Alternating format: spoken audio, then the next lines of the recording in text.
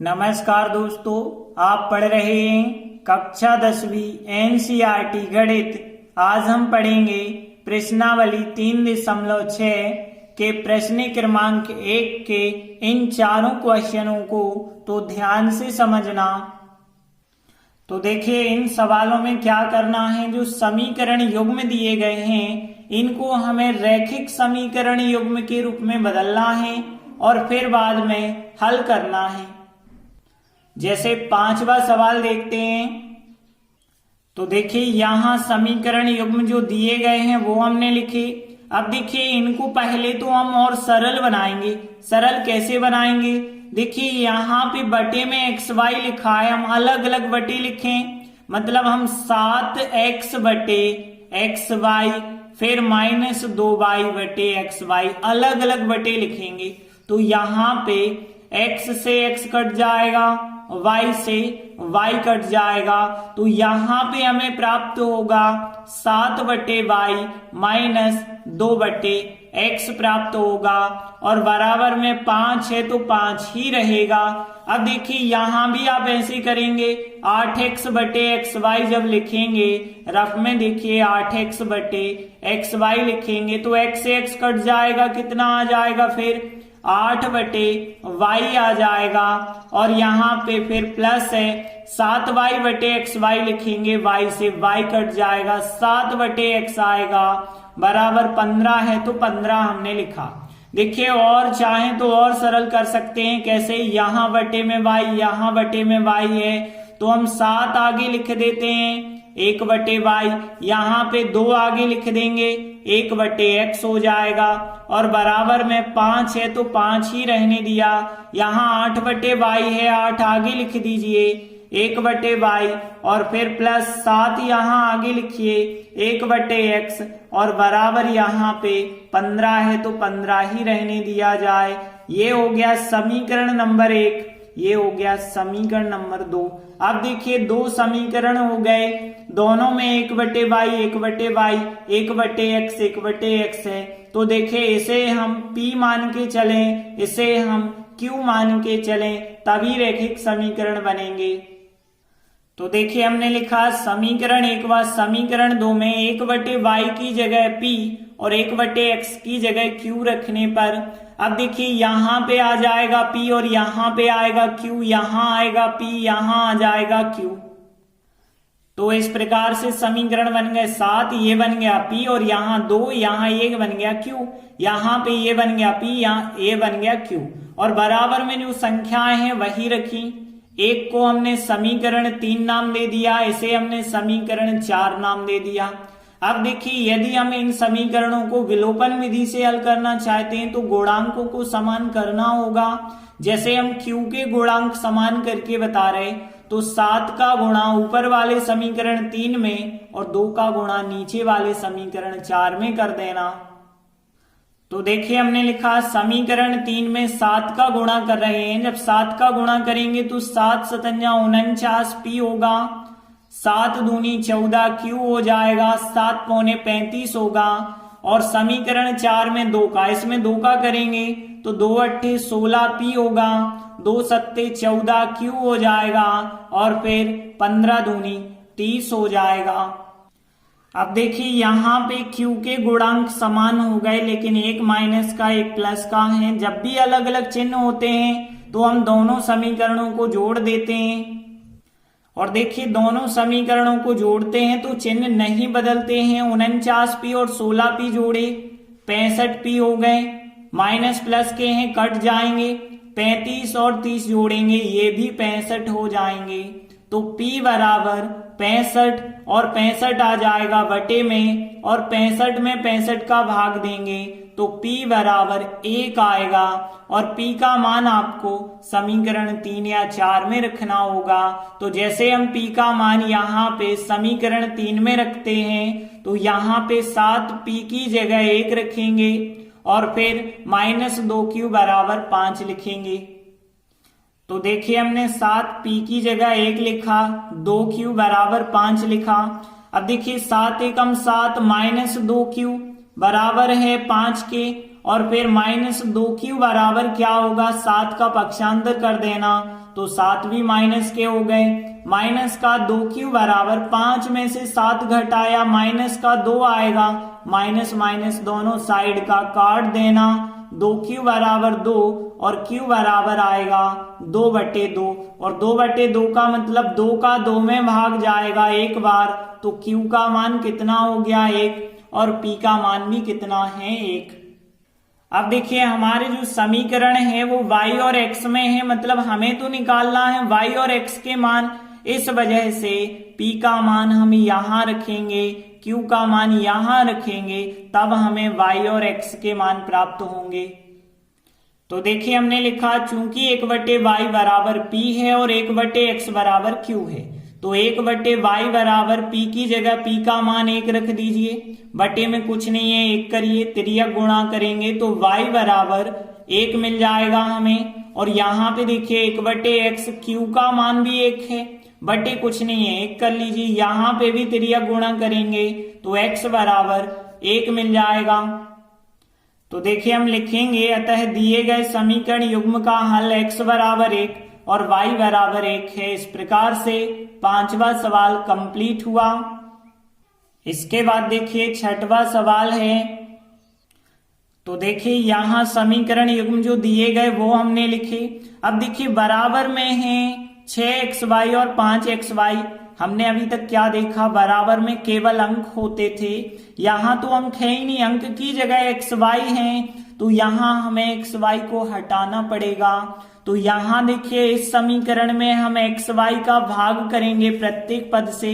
तो देखिए 6x है, इसमें भी आपको xy से भाग देना है, और यहाँ 3y है, इसमें भी xy से भाग देना है, और यहाँ बराबर में 6xy है, यहाँ भी xy से भाग देना। xy से भाग इसलिए दे रहे क्योंकि बराबर में देखिए xy कट जाएंगे, केवल अंक प्राप्त होगा। यहाँ x कट गए, यहाँ पे y कट गए, तो देखिए यहाँ पे हमें क्या प्राप्त हुआ है 6/y और 3/x प्राप्त हुआ है, और बराबर में 6 प्राप्त हुआ है। यहाँ पे भी सेम आपको यही करना है। 5xy है तो xy हटाने के लिए xy से ही हम भाग देंगे। तो यहाँ पे देखिए 2x है, xy से भाग दीजिए, 4y है, xy से भाग दे दीजिए, और यहाँ 5xy है, xy से भाग दीजिए, तो xy कट गए, यहाँ x कट गए, यहाँ y कट गए, 2/y 4/x आएगा बराबर 5। इस प्रकार से समीकरण बनेंगे। और देखिए चाहें तो हम और भी इसे सरल बना सकते हैं। कैसे, देखिए 6/y है तो हम 6 को अलग आगे लिख दें, बाकी हो जाएगा 1/y। यहाँ पे 2/y है, 2 को आगे लिख दें, बाकी हो जाएगा 1/y। यहाँ पे 3/x है, हम 3 को यदि आगे लिख दें तो हो जाएगा 1/x। और यहाँ पे देखें 4/x है, 4 को आगे लिख दें तो हो जाएगा 1/x। और बराबर में 6 है, यहाँ बराबर में 5 है। ये हो गया समीकरण नंबर 1 और ये हो गया समीकरण नंबर 2।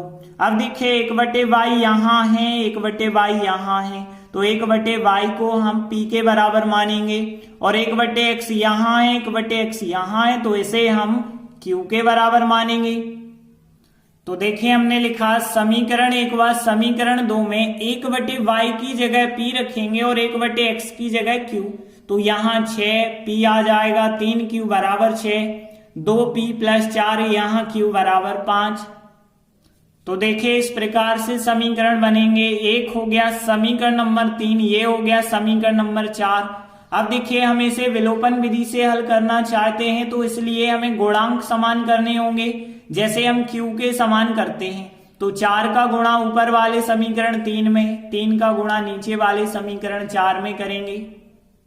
तो देखिए हमने लिखा समीकरण 3 में 4 का गुणा। तो देखिए 4 का गुणा जब हम करेंगे तो 4 × 6 = 24p हो जाएगा, 4 × 3 = 12q हो जाएगा, और यहाँ 6 × 4 = 24। और समीकरण 4 में 3 का, इसमें हम 3 का करेंगे तो यहाँ 3 दूनी 6p हो जाएगा, 3 चौके 12q हो जाएगा और 3 पांचे 15 हो जाएगा। इसके बाद ध्यान देना यहाँ पे 12q यहाँ 12q दोनों जगह धन धन के हैं और जब एक से चिन्ह होते हैं तो हम समीकरण घटाते हैं।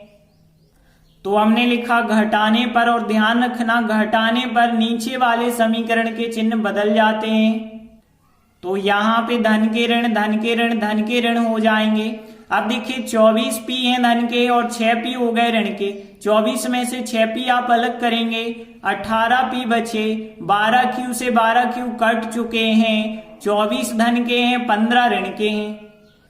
तो यहाँ 24 में से 15 घट जाएंगे, 9 आएंगे, तो p बराबर आएगा 9/18। अब देखिए कट सकती हैं संख्याएं, 9 एकम 9 होता है, 9 दूनी 18 होता है, तो p का मान आ गया 1/2। अब p का मान हमें समीकरण 3 या 4 में रख देना है। जैसे हम समीकरण 3 में रखेंगे तो 6, p का मान 1/2 प्लस 3q बराबर 6। तो देखिए हमने लिखा p का मान समीकरण 3 में रखने पर तो 6p का मान 1/2, 3q बराबर 6 लिखा।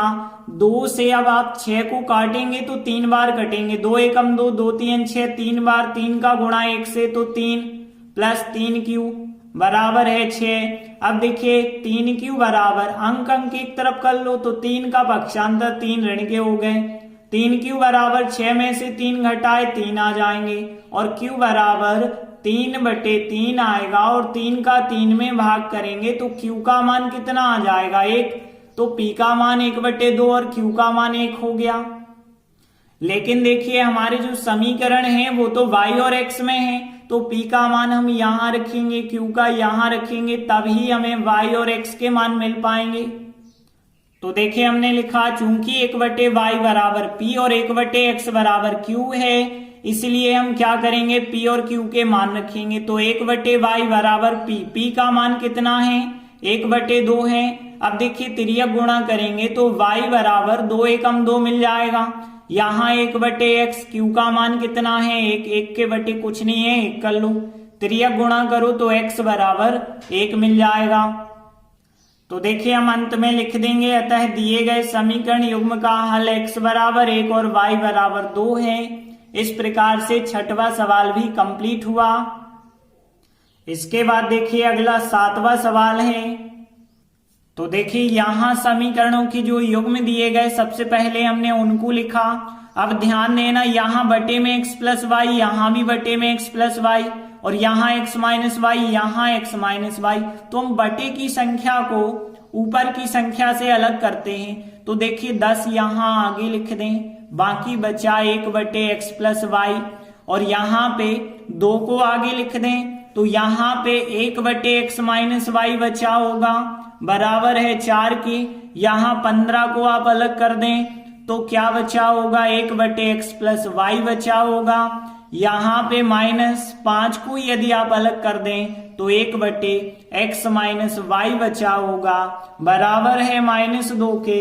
ये हो गया समीकरण नंबर 1, ये हो गया समीकरण नंबर 2। अब देखिए 1/x plus Y, 1/x plus Y दोनों जगह है, इसे हम p मान के चलेंगे और इसे हम q मान के चलेंगे। तो देखिए हमने लिखा समीकरण 1 व समीकरण 2 में 1/x प्लस वाई, इनकी जगह p रखना और इनकी जगह q रखना। तो समीकरण क्या बन जाएंगे 10। तो देखिए समीकरण बनेंगे 10, ये बन जाएगा p, 2 ये बन जाएगा q बराबर 4, 15 ये बन जाएगा p, -5 ये बन गया q बराबर -2। तो देखिए इस प्रकार से समीकरण बन गए। इनको हमने समीकरण 3 और 4 नाम दे दिया। अब देखिए हम इन्हें विलोपन विधि से हल करना चाहते हैं तो विलोपन विधि में तो गुणांक समान करने पड़ते हैं। हम यहाँ q के समान करके बता रहे हैं। तो 5 का गुणा ऊपर वाले समीकरण में, 2 का गुणा नीचे वाले समीकरण में करेंगे।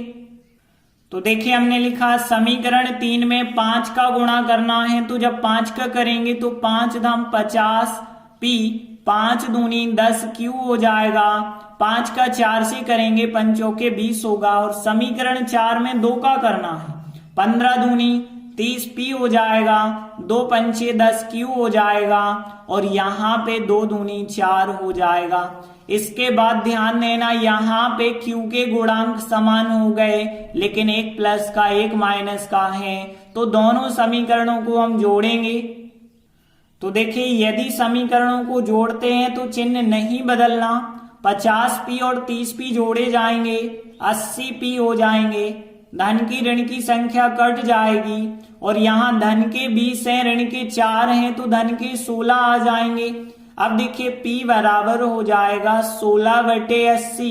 अब 16 और 80 आपस में कटते हैं यदि, तो यहाँ 16 एकम 16, 16 पंचे 80 होता है, तो p का मान आ गया 1/5। अब हम p के मान को समीकरण 3 में रख देंगे। तो देखिए समीकरण 3 में रखेंगे 10p की जगह 1/5 प्लस 2q बराबर 4। तो देखिए इस प्रकार से हमने मान रखा 10p की जगह 1/5 प्लस 2q बराबर 4। अब देखिए 5 से 10 कट गए, 5 एकम 5, 5 दूनी 10, 2 बार कटे और 2 एकम 2 हो गया यहाँ पे, प्लस 2q बराबर 4। अब हमें q का मान निकालना है यदि, तो अंक एक तरफ करेंगे तो 2 का पक्षांतर कर देना, तो 2q बराबर 4 में से 2 घटाए 2 आ गए। अब यहाँ जब 2q बराबर 2 है तो q बराबर आ जाएगा 2/2, 2/2 मतलब 2 का 2 में भाग एक बार, तो q का मान कितना आ गया फिर 1 और p का मान 1/5। अब देखिए हमारे समीकरण तो x y में है, लेकिन हमारे पास अभी मान आए हैं p और q के, तो हम क्या करेंगे, p का मान यहाँ रखेंगे, q का मान यहाँ रखेंगे, तभी हमें x y के मान प्राप्त होंगे। तो देखिए हमने लिखा चूंकि 1/x प्लस y का मान है p और 1/x माइनस y बराबर है q, तो 1/x प्लस y p की जगह p का मान 1/5 रखेंगे और यहाँ पे भी 1/x माइनस y और q की जगह q का मान 1 रखेंगे। बटे कुछ नहीं है, 1 कर लेना। अब यहाँ से यदि आप तिर्यक गुणा करेंगे तो x प्लस y बराबर हमें 5 प्राप्त होगा और यहाँ पे देखिए x माइनस y बराबर हमें 1 प्राप्त होगा। अब देखिए यहाँ से x y भले ही प्राप्त नहीं हुए हैं, लेकिन x y के रूप में समीकरण तो प्राप्त हो गए हैं। इन समीकरणों को आसानी से हम कर सकते हैं, क्योंकि देखिए x के गुणांक भी समान हैं, y के गुणांक भी समान हैं, तो या तो हम इन्हें जोड़ दें या तो घटा दें। जैसे इन्हें हम जोड़ देते हैं तो देखिए 1x और 1x जोड़ेंगे आप तो 2x हो जाएंगे, y धन का और y ऋण का कट जाएगा, 5 और 1 जोड़ेंगे तो 6। अब 2x बराबर 6 यदि हुआ है तो x बराबर होगा 6/2, 6/2 का मतलब है 6 में 2 का भाग, तो x का मान फिर कितना आ जाएगा, 3 आ जाएगा। और x का मान यदि 3 आ गया है तो आप इस समीकरण में रख दो, तो x की जगह पे 3 रखेंगे प्लस y बराबर 5 होगा और यहां से देखें तो y बराबर 5, 3 का पक्षांतर तो 3 घट जाएंगे, 5 में से 3 घटाएंगे तो y का मान आ जाएगा 2। तो देखिए हम अंत में लिख देंगे, अतः दिए गए समीकरण युग्म का हल x बराबर 3 और y बराबर 2 है। इस प्रकार से 7वां सवाल कंप्लीट हुआ। इसके बाद अगला 8वां सवाल देखिए। तो देखिए यहाँ जो समीकरण युग्म दिए गए हमने वो लिखे। अब देखिए एक हो गया समीकरण नंबर 1, एक हो गया समीकरण नंबर 2। अब आप देख रहे हैं 1/3x प्लस y यहाँ है और यहाँ भी है, 1/3x माइनस y यहाँ है और यहाँ भी है, तो हम इसे p के बराबर मान लेंगे और इसे हम q के बराबर मान लेंगे। तो देखिए हमने लिखा है 1/3x प्लस y बराबर p रख रहे हैं और 1/3x माइनस y का मान हम q रख रहे हैं समीकरण 1 और समीकरण 2 में।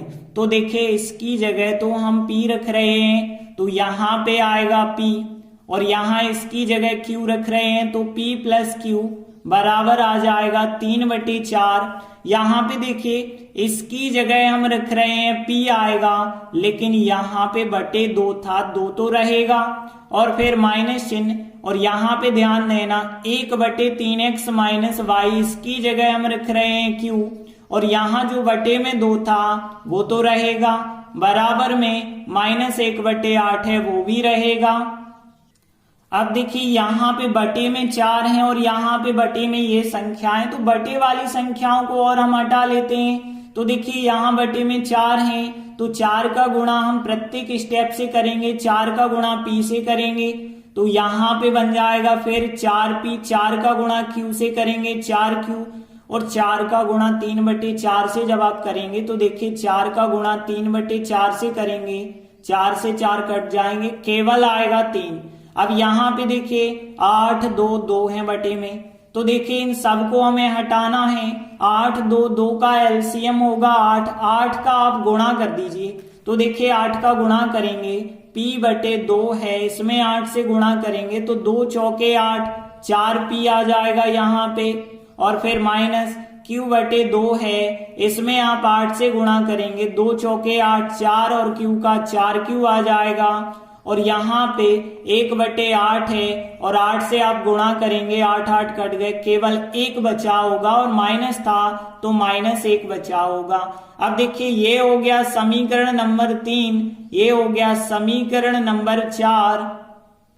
अब देखिए यदि हम इनको विलोपन विधि से हल करना चाहते हैं तो गुणांक समान करने पड़ते हैं, लेकिन यहाँ तो पहले से गुणांक समान है तो हमें गुणांक समान करने की आवश्यकता नहीं है, सीधा हम लिखेंगे समीकरण 3 व 4 से। तो हमने लिखा समीकरण 3 व समीकरण 4 से। अब देखिए यहाँ q के गुणांक देखें तो समान है, p के गुणांक भी समान है, तो या तो हम समीकरणों को जोड़ दें या घटा दें। तो यहाँ पे हम समीकरणों को जोड़ देते हैं, तो 4p और 4p हो गए 8p, धन की ऋण की संख्या कट जाएगी और 3 धन के 1 ऋण का है तो यहाँ 2 बचे होंगे, 8p बराबर 2 है तो p बराबर 2/8 हो जाएगा। 2/8 का मतलब है 2 एकम 2, 2 चौके 8, तो p का मान कितना आ गया 1/4। अब देखिए हम p का मान समीकरण 3 में रख देंगे तो 4p का मान 1/4 प्लस 4q बराबर 3। तो देखिए हमने p का मान समीकरण 3 में रखा, 4p बराबर 1/4 है, 4q बराबर 3 है। अब देखिए यहाँ 4 से 4 कट गए, यहाँ आ गया 1 और यहाँ 4q बराबर है 3 के, और आगे देखिए 4q बराबर क्या हो जाएगा 3, 1 का पक्षांतर कर दें तो 1 माइनस का, 4q बराबर 3 में से 1 घटा दें 2 आ जाएगा, q बराबर आएगा 2/4, और 2/4 मतलब 2 एकम 2, 2 दूनी 4, तो q का मान फिर कितना हो गया 1/2, और p का मान कितना है 1/4 है। लेकिन हमें जो समीकरण दिए गए थे वो तो x y में थे, तो हम क्या करेंगे p का मान यहाँ रखेंगे और q का मान यहाँ रखेंगे, तभी हमें x y के मान मिलेंगे।